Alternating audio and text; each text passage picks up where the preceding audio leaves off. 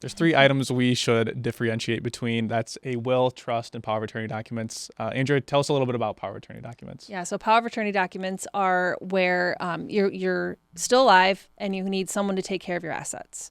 There's two different kinds. There's health and there's financial. A health power of attorney document is where someone's making health decisions for you. Yeah, like I'm in a hospital, I'm incapacitated, and I need somebody to make decisions for me, talk to my doctor for me, right? Yeah. And that's the medical, but we're not talking about that today. We're primarily talking about financial stuff, retiree stuff. Financial power of attorneys are important, Yeah. right? Because now what's an example of when you need a financial power of attorney? So your financial power of attorney, you're in the hospital and your husband needs You to had a access stroke. your funds. Yeah. And your significant other needs to access your funds, but they don't have power of attorney document. And they call us and they ask us for, assets from your account and we can't send it to them. Yeah, it's like, okay, my husband just had a stroke. I come to you, Andrea. He has money in his account. We just got our first bill from the hospital, and I need $10,000 out of my husband's account. What do you tell him? Can't send the money. Another example we had just the other day, customer calls up. My daughter needs $7,500 out of her account. She's got a home repair.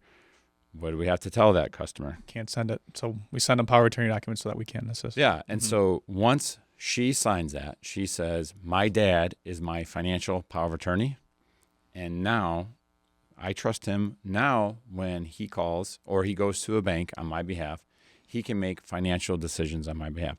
Yeah. I've often said, we're talking about trusts today, but I think that if you're talking about a will and a power of attorney, I've always said that power of attorney documents, in my opinion, are much more practical in their use, much more important in their use.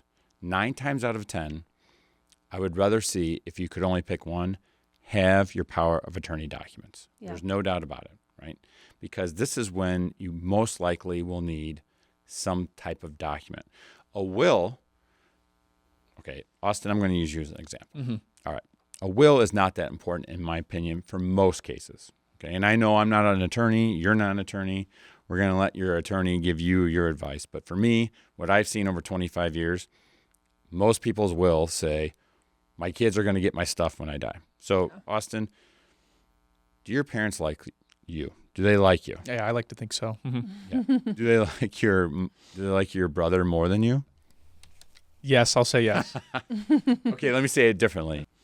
So if something happens to your parents, God forbid, do you think they're going to split their assets 50-50 between you and your brother? Yeah, I think it would be an even split. Most likely.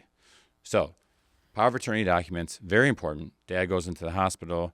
We need somebody to direct traffic. But most of the time, the will goes through probate. What the hell is probate? Yeah, probate is where you go to court and a judge says, this is what's going to happen with their assets. I'm a judge. Dad and mom died 6 months ago. I'm finally getting to the case, and I'm looking through this file, and there's no will. Oh, shoot. Now what? What's the judge going to do anyway if his parents die? He's got 2 kids, and they split the They're assets. going to split the assets 50-50 anyway. That will, even it doesn't matter.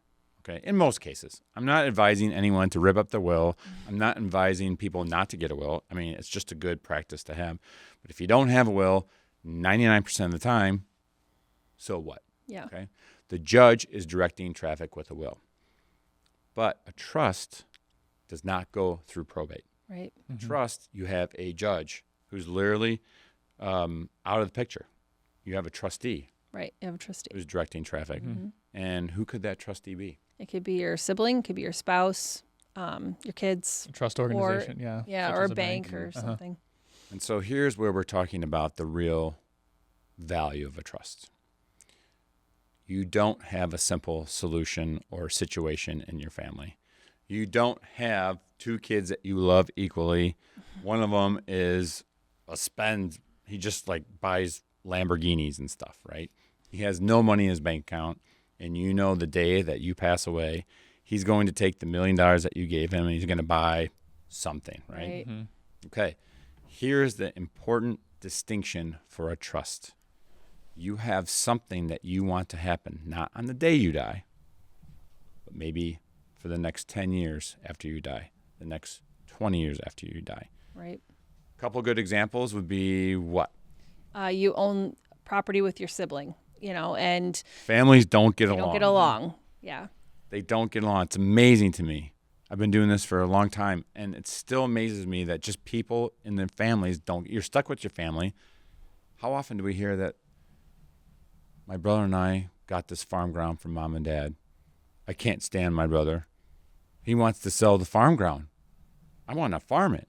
Yeah. And they can't get along. And then they pass it down to the next generation, and now you got 5 people fighting over this land. Too, Right. yeah. And now a third generation, you got 25.